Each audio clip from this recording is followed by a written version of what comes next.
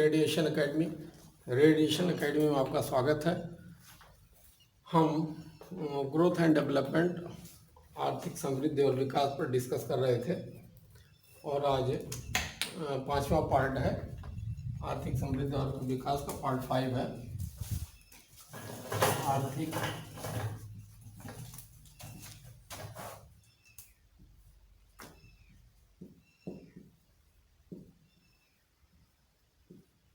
समृद्धि एवं विकास।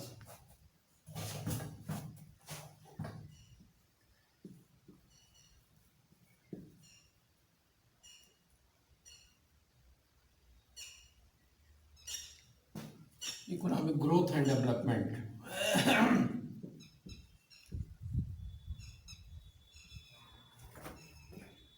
ग्रोथ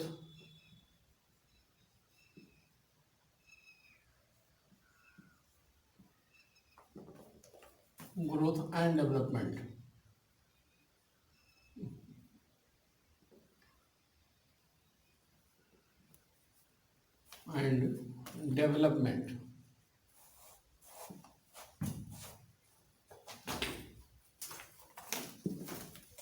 में पार्ट 5 हम लोग डिस्कस करेंगे आज।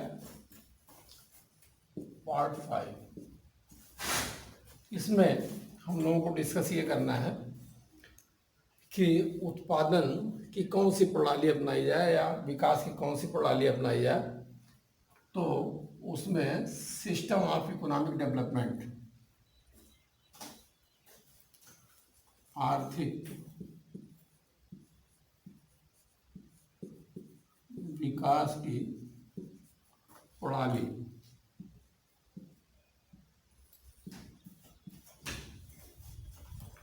System of economic development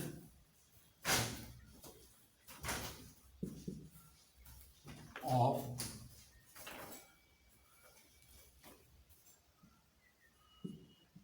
economic development.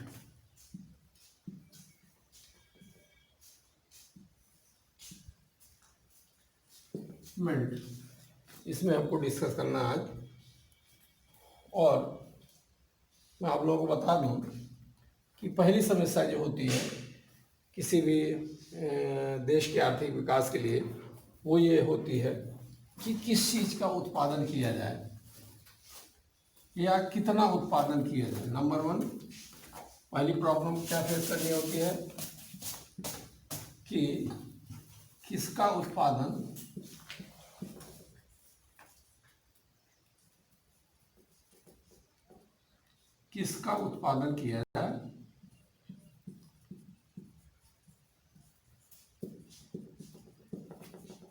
किया जाए,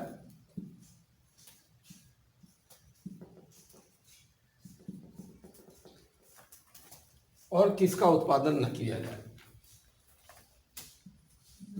और कितनी मात्रा में किया जाए। दूसरी समस्या क्या फेस करनी होती है, वो ये होती है कि उत्पादन की केंद्रीय समस्या क्या है, यानी उत्पादन की कौन सी तकनीक अपनाई जाए, उत्पादन की कौन सी टेक्नोलॉजी इस्तेमाल किया जाए, यानी संसाधनों का आवंटन किस प्रकार किया जाए। उत्पादन की कौन सी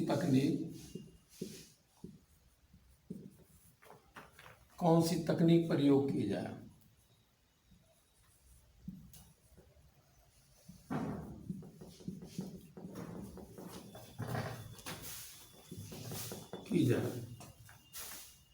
कौन सी टेक्नोलॉजी अपनाई जाए, यानी संसाधनों का कैसे आवंटन किया जाए।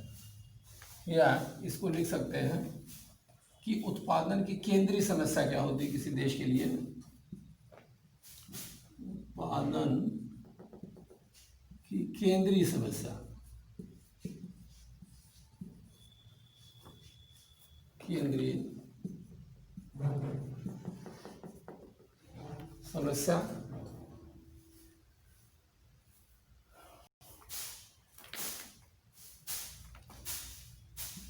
नंबर 3 उत्पादन किसके द्वारा किया जाए।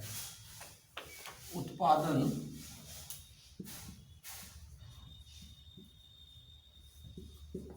किसके द्वारा किया जाए,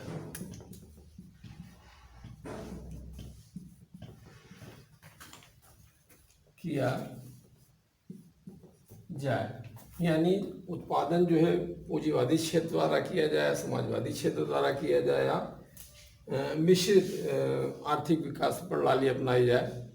ये इसमें उत्पादन किसके द्वारा किया जाए, इसका ये मतलब हुआ। किस वस्तु का उत्पादन किया जाए, इस पर थोड़ा सा हम प्रकाश डाल दें। किस वस्तु का उत्पादन किया जाए और किस वस्तु का उत्पादन न किया जाए, तो सबसे पहली जो समस्या होती है किसी देश के लिए कि किस वस्तु का उत्पादन किया जाए। सपोज करिए किसी अर्थव्यवस्था में, किसी इकॉनमी में बच्चों की संख्या ज़्यादा है जो 5 वर्ष से कम है, यानी जिनको दूध की आवश्यकता है, तो उस अर्थव्यवस्था में दूध का उत्पादन किया जाएगा। जाहिर सी बात है उन बच्चों के लिए। अब वो उत्पादन चाहे प्राथमिक क्षेत्र के द्वारा किया जाए, पशुपालन के द्वारा, या फिर द्वितीय क्षेत्र द्वारा, इंडस्ट्री के द्वारा, जो वैसा आता है, आर्टिफिशियल मिल्क आता है, लिक्विड में भी आता है और पाउडर में भी आता है। तो इसका ये निर्धारित करता है किस वस्तु का उत्पादन किया जाए। किसी अर्थव्यवस्था में किस वस्तु की मांग है, किस वस्तु की मांग है,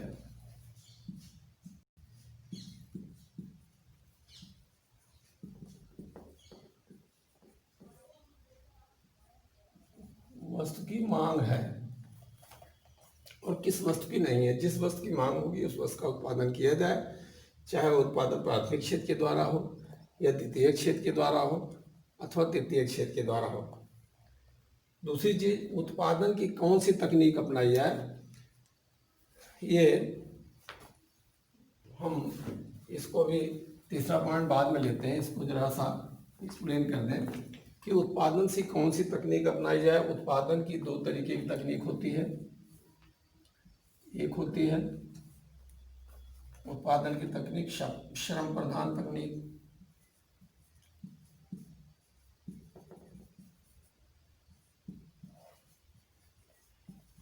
और दूसरी होती है पूंजी प्रधान तकनीक।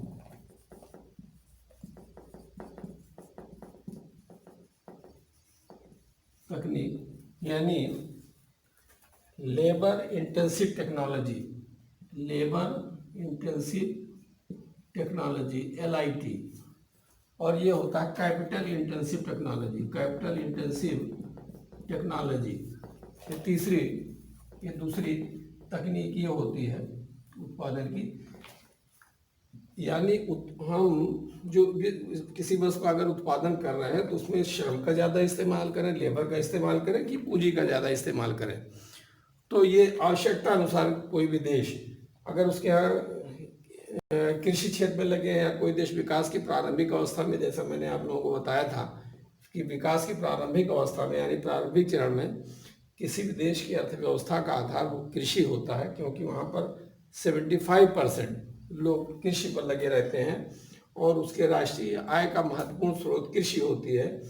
तो अगर कोई देश विकास के प्रारंभिक चरण में है तो कौन सी तकनीक अपनाएगा? श्रम प्रधान तकनीक को अपनाएगा या लेबर इंटेंसिव टेक्नोलॉजी को अपनाएगा।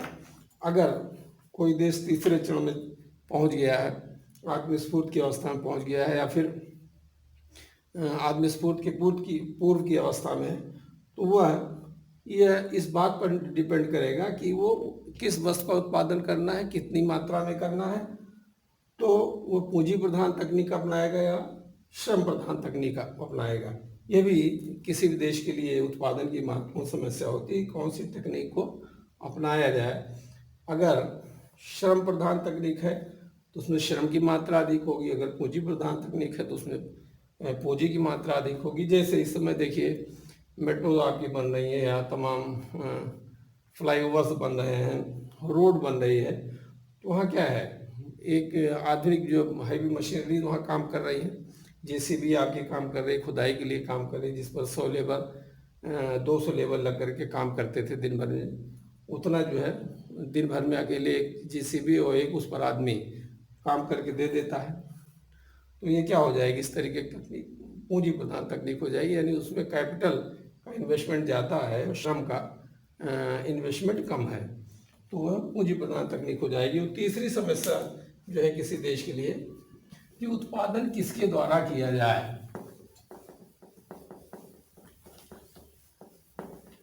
ये आप लोगों को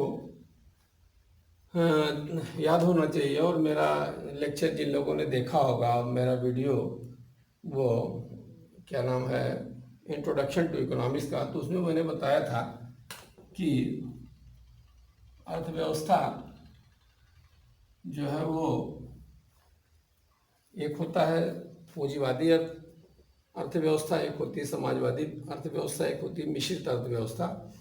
तो किसी देश में किसी वस्तु का उत्पादन किस प्रकार के से किया जाए, यानी पूंजीवादी वो अपना करके किया जाए, या समाजवादी तरीका अपना करके किया जाए, या मिश्रित, तो उसमें जो है उत्पादन किसके द्वारा किया जाए।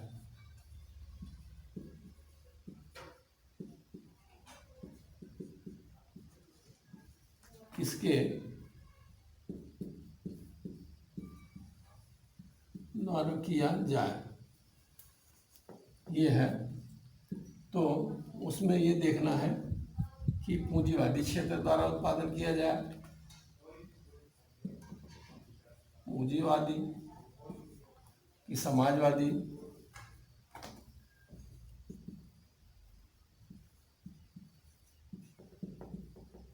कि मिश्रित अर्थव्यवस्था को अपनाया जाए, मिश्रित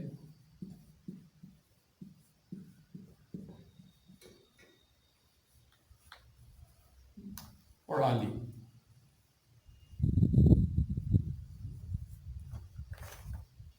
तो होता क्या है, अगर पूंजीवादी अर्थव्यवस्था है, पूंजीवादी आर्थिक प्रणाली है, तो इसमें क्या होता है कि उत्पादन का सारा दारोमदार जो होता है वो प्राइवेट सेक्टर को होता है, निजी क्षेत्र को होता है। इसको क्या कहते हैं, बाजार प्रणाली।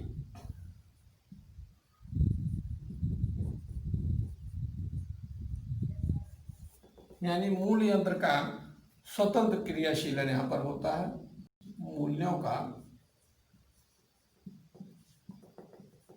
का स्वतंत्र क्रियाशीलन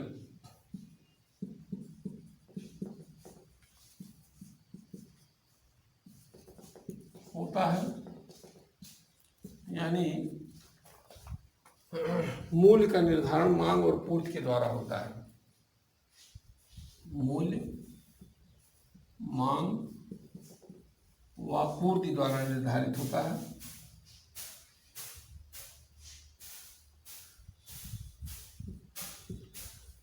पूर्ति द्वारा निर्धारित होता है, यानी किस वस्तु की मांग है अर्थव्यवस्था में, जो मैंने बताया था, किस वस्तु का उत्पादन किया जाए, किस वस्तु का उत्पादन न किया जाए। जिस वस्तु की अर्थव्यवस्था में मांग ज़्यादा होती है, पूंजीपति जो है उसका उत्पादन अधिक लाभ कमाने के उद्देश्य से अधिक उत्पादन करता है, तो इसको कहते हैं पूंजीवादी प्रणाली की बाजार प्रणाली, यानी मांग और पूर्ति के द्वारा, या इसी को कहते हैं अनियंत्रित प्रणाली।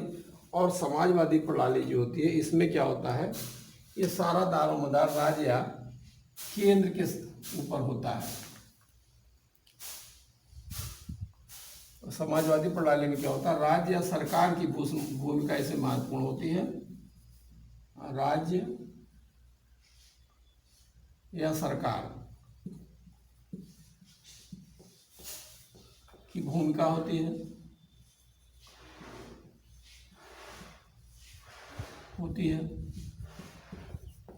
और इसमें मिश्रित प्रणाली में यह पूंजीवादी या बाजार प्रणाली या समाजवादी या नियंत्रित अर्थव्यवस्था जो है, ये दोनों एक इकाई के रूप में काम करती है, लेकिन घटक जो है दोनों के अलग अलग होते हैं। यानी यहाँ पर समाजवादी और पूंजीवाद दोनों का मिश्रण होता है।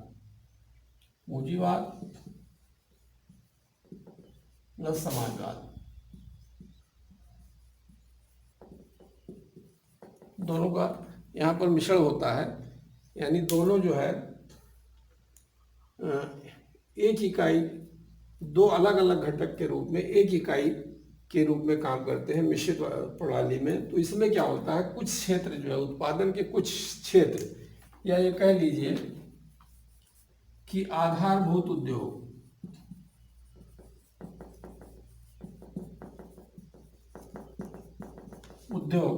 या संरचनात्मक उद्योग, उसमें या संरचनात्मक उद्योग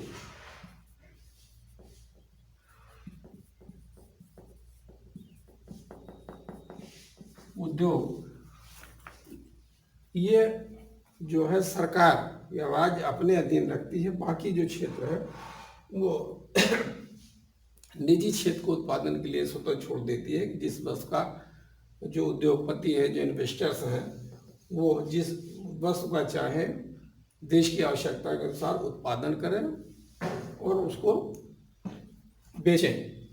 तो आधारभूत उद्योग या संरचनात्मक उद्योग क्या है, इसको जरा सा देख लें।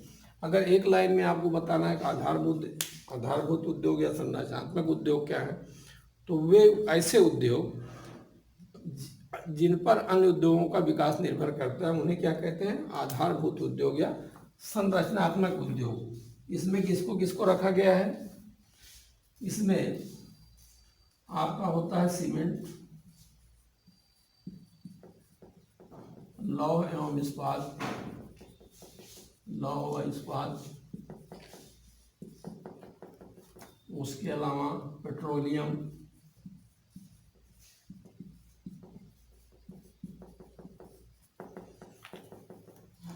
विद्युत,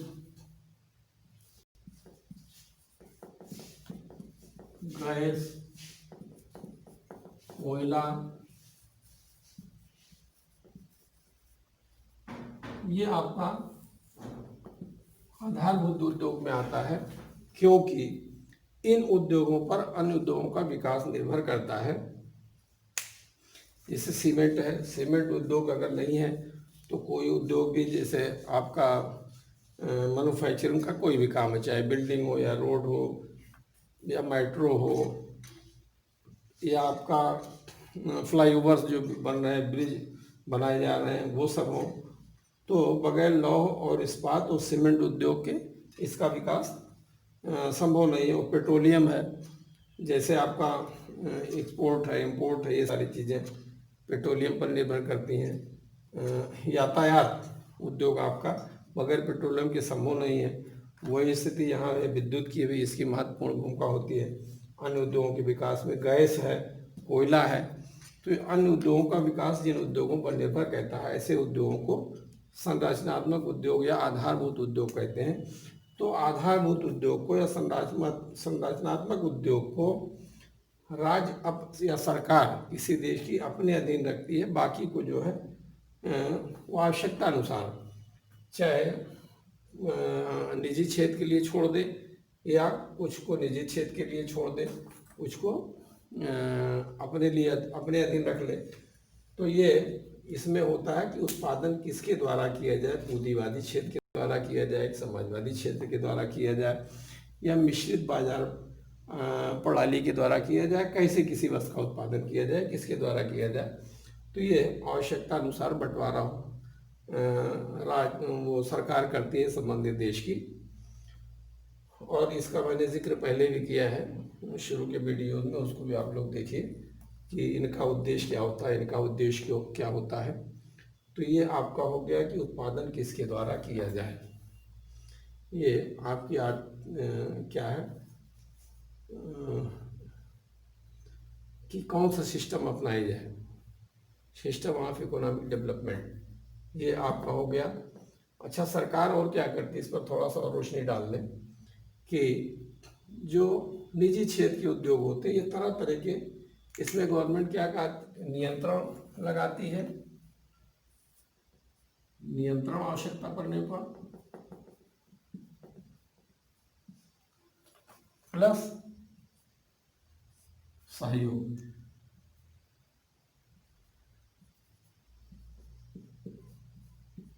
क्योंकि भारतीय संविधान में कल्याणकारी सरकार की परिकल्पना की गई है। तो जो उद्योग निजी क्षेत्र के लिए, पूंजीवादी क्षेत्र के लिए छोड़ दिया गया। ऐसा नहीं है कि वो जिस चीज़ का वस्तु का उत्पादन करें उसको जिस मूल्य पर चाहे उस मूल्य पर बेचे। या सहयोग कैसे करती है? संतुलित विकास के लिए, संतुलित विकास के लिए।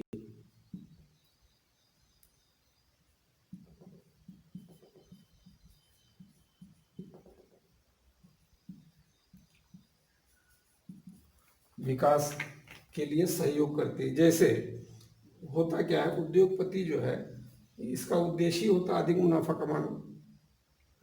तो सोचता है कि जिस वस्तु के उत्पादन में अधिक बेनिफिट है उस वस्तु में इन्वेस्ट किया जाए, उसका उत्पादन किया जाए और मनमाने दाम पर बेचा जाए।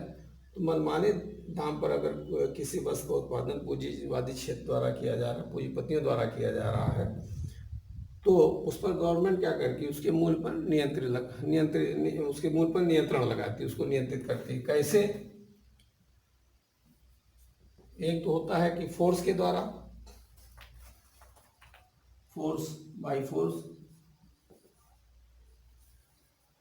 फोर्स के द्वारा, और दूसरा क्या है? हतोत्साहित करके, लोगों को हतोत्साहित करके।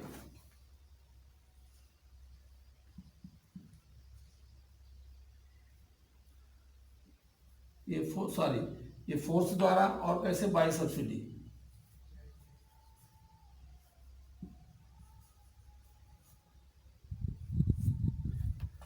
अनुदान दे करके, सब्सिडी दे करके, और किसी बाई फोर्स में क्या आता है? हतोत्साहित करती। जैसे किसी वस्तु का अगर निजी क्षेत्र द्वारा किया जा रहा है तो वह मनमाने दाम पर अगर बेचना चाहते हैं, अधिक मुनाफा कमाना चाहते हैं, तो सरकार या उसके जो एडमिनिस्ट्रेशन हैं, प्रशासक हैं या शासक हैं, वो देखते हैं कि अर्थव्यवस्था में कैसी क्रियाएं चल रही। अगर किसी वस्तु का उत्पादन कम हुआ तो गवर्नमेंट क्या करती है?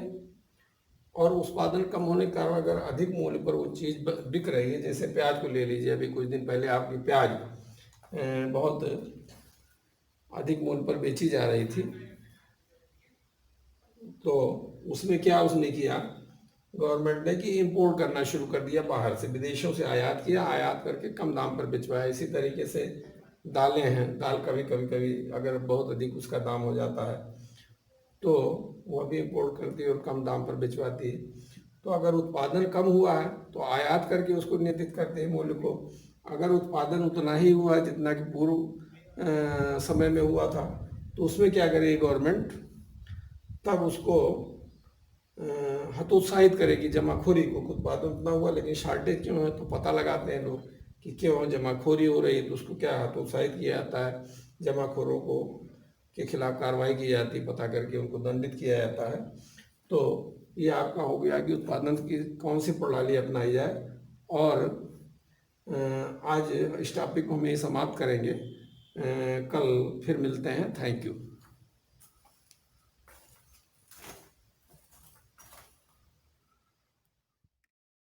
Subscribe now and press the bell icon.